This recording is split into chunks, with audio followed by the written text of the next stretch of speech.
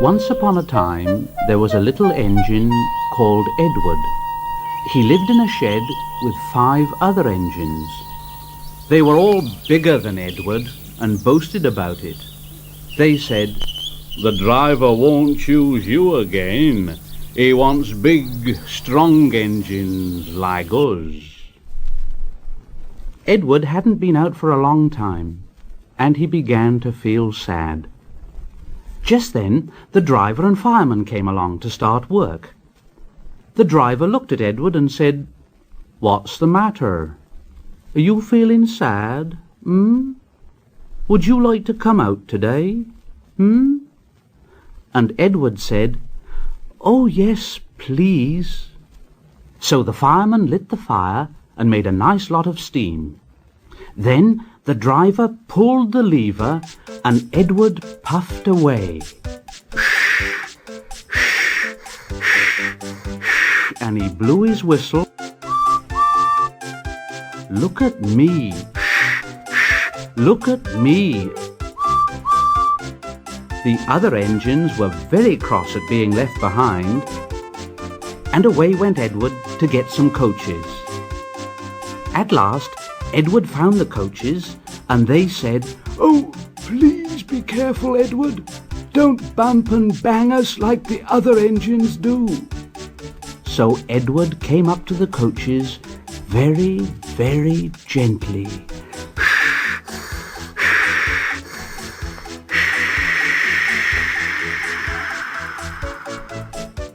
And the shunter fastened the coupling. The coaches were very pleased. "Thank you, Edward. That was kind. We are glad you're taking us today." Then they went to the station where the people were waiting. "Here we are."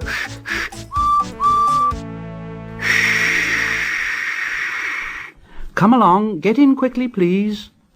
So the people got in quickly, and Edward waited happily for the guard to blow his whistle and wave his green flag. He waited and waited, and there was no whistle and no green flag. Edward was getting anxious. "Where is that guard?" The driver and fireman asked the station master. Have you seen the guard? No." They asked the porter. Have you seen the guard? Yes, last night." Edward began to get cross. Are we ever going to start? Just then, a little boy shouted, "Here he comes!" And there the guard was, running down the hill, with his flags in one hand and a sandwich in the other. He ran onto the platform, blew his whistle, and jumped into his van. Edward puffed off. "Here we go, here we go." He did have a happy day. All the children ran to wave as he went past, and he met old friends at all the stations. He worked so hard that the driver promised to take him out again next day. And he told the other engines in the shed that night, "I'm going out again tomorrow. What do you think of that? But he didn't hear what they thought, for he was so tired and happy that he fell asleep at once. One of the engines in Edward's shed was called Gordon. He was very big and very proud. "You watch me this afternoon, little Edward. When I rush through with the express, that'll be a splendid sight for you." Just then, his driver pulled the lever. "Goodbye, little Edward. Look out for me this afternoon. Edward went off too, to do some shunting. Edward liked shunting. It was fun playing with trucks. He would come up quietly and give them a quick pull, and the trucks would scream out, "Whatever's happening?" Then Edward would stop quickly, and the silly trucks would bump into each other. "Oh, oh, oh, oh, oh, oh, oh, oh." Oh! Edward pushed them until they were running nicely, and when they weren't expecting it, he would stop. One of them would be sure to run onto the other line. Edward played till there were no more trucks. Then he stopped to rest. Presently, he heard a whistle. And Gordon came puffing along very slowly and very crossly. Instead of nice shining coaches, he was pulling a lot of very dirty coal trucks. A goods train. A goods train. The shame of it. The shame of it. The shame of it. Oh dear. Oh dear. He went slowly through with the trucks clattering and banging behind him. Edward laughed and went to find some more trucks. Soon afterwards, a porter came and spoke to Edward's driver. "Yeah, Gordon can't get up the hill. Will you take Edward and push him, please?" They found Gordon halfway up the hill, and he was very cross. His driver and fireman were talking to him severely. "You're not trying, Gordon. You're not trying at all." And Gordon said, "I can't do it. I can't do it. The noisy trucks hold an engine back so. If there were coaches now, clean, sensible things that come quietly, that would be different." Edward's driver came up. "Here, we've come to push you." "Oh, it's no use at all." "Well, you wait and see." They brought the train back to the bottom of the hill. Edward came up behind the brake van. "I'm ready." "It's no good." The guard blew his whistle, and they pulled and pushed as hard as they could. Gordon pulled. "I can't do it. I can't do it." Edward pushed. "I will do it. I will do it. "I can't do it. I will do it." Edward pushed and puffed and pushed as hard as ever he could, and almost before he realized it, Gordon found himself at the top of the hill. "I've done it. I've done it. I've done it." And he forgot all about Edward pushing behind. He didn't wait to say thank you, but ran on so fast that he passed 2 stations before his driver could make him stop. Edward had pushed so hard that when he got to the top, he was out of breath. Gordon ran on so fast that Edward was left behind. The guard waved and waved, but Edward couldn't catch up. He ran on to the next station, and there the driver and fireman said they were very pleased with him. The fireman gave him a nice long drink.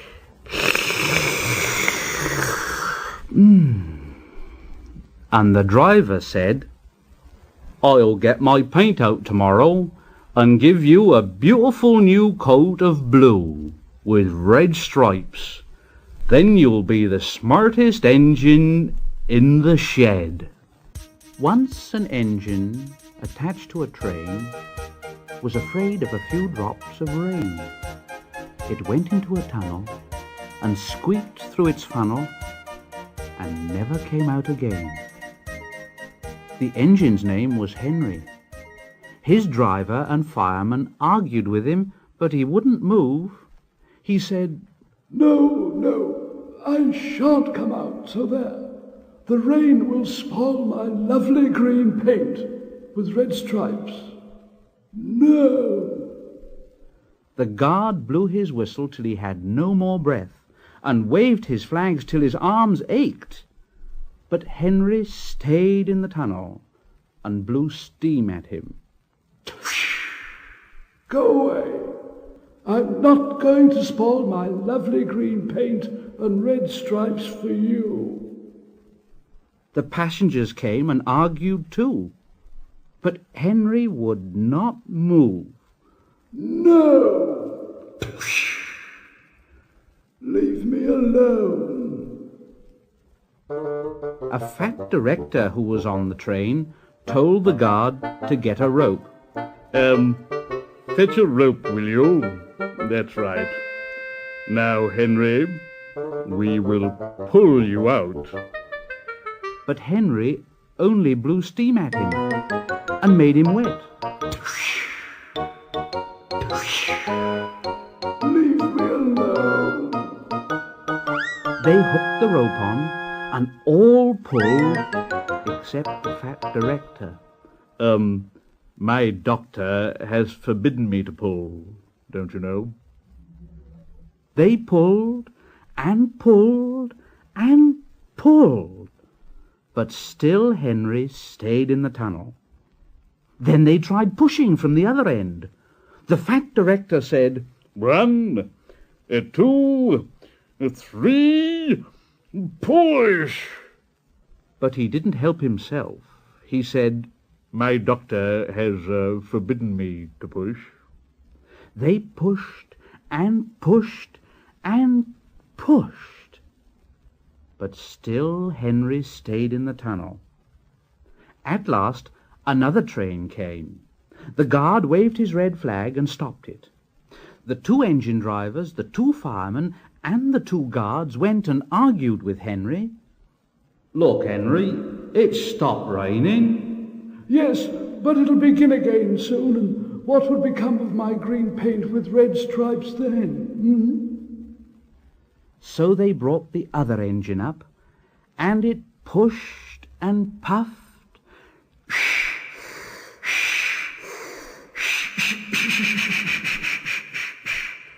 as hard as ever it could. But still Henry stayed in the tunnel. So they gave it up, and the fat director told Henry, We shall leave you there for always and always and always. They cut a new tunnel through the hill, they took up the old rails, and they built a big brick wall in front of Henry. Now Henry can't get out, and he watches the trains rushing through the new tunnel. He's very sad because no one will ever see his lovely green paint with red stripes again. But I think he deserved it, don't you? Edward and Gordon often went through the tunnel where Henry was shut up.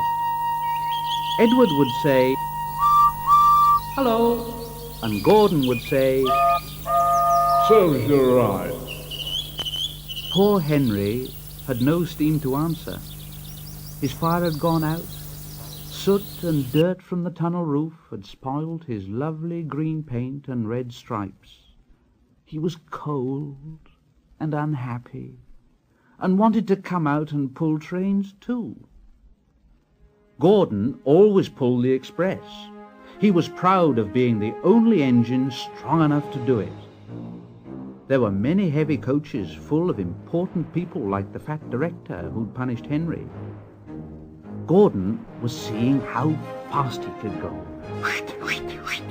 Faster, faster, faster, faster. Faster, faster, faster, faster. Faster, faster, faster, faster. Gordon could see Henry's tunnel in front, and he thought to himself, In a minute, I'll just go at Henry and rush through and out into the open again. Closer and closer he came. He was almost there when... Oh, dear! Oh, what's happened? Oh.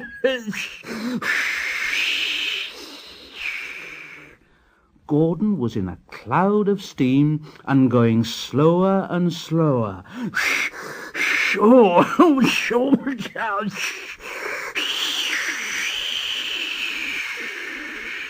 His driver stopped the train.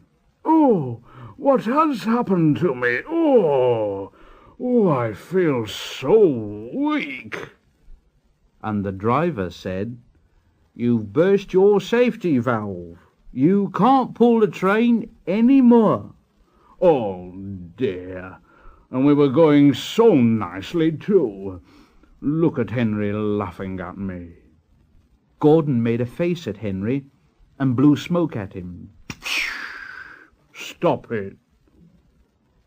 Everybody got out and came to see Gordon. The fat director said, Yes, I never liked these big engines. Always going wrong. Send for another engine at once. While the guard went to find one, they uncoupled Gordon and ran him onto a siding out of the way.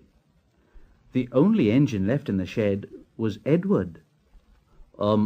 Edward, Gordon isn't feeling very well. Will you come and pull his coaches for him?" "Well, I'll try." Gordon saw Edward coming. Oh, he's no use. Edward can't pull a train. Edward puffed and pulled and pulled and puffed, but he couldn't move the heavy coaches. I told you so. Why not let Henry try, And the fat director said, "All right, I will. Henry, will you help pull this train?"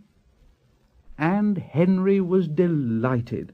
"Oh, yes, certainly. Only too pleased." So Gordon's driver and fireman lit his fire, some plate layers broke down the wall and put back the rails, and when he had steam up, Henry puffed out. He was dirty. His boiler was black and he was covered with cobwebs. Oh, I'm so stiff. I'm so stiff. You'd better have a run and ease your joints and find a turntable. Henry came back feeling much better, and they put him in front. Edward said, "I'm ready." So am I. Pull hard. Pull hard. "We'll do it. We'll do it." The heavy coaches jerked and began to move, slowly at first, then faster and faster. We've done it together. We've done it together. We've done it together. We've done it together. Hooray, you've done it! Hooray, you've done it! Hooray, you've done it! All the passengers were so excited, the fat director leaned out of the window to wave to Edward and Henry, but the train was going so fast that his hat blew off into a field where a goat ate it for his tea. They never stopped till they came to the big station at the end of the line. The passengers all got out and said thank you, and the fat director promised Henry a new coat of paint. Would you like blue and red? Oh, yes, please. Then I'll be like Edward and Gordon. That will be nice.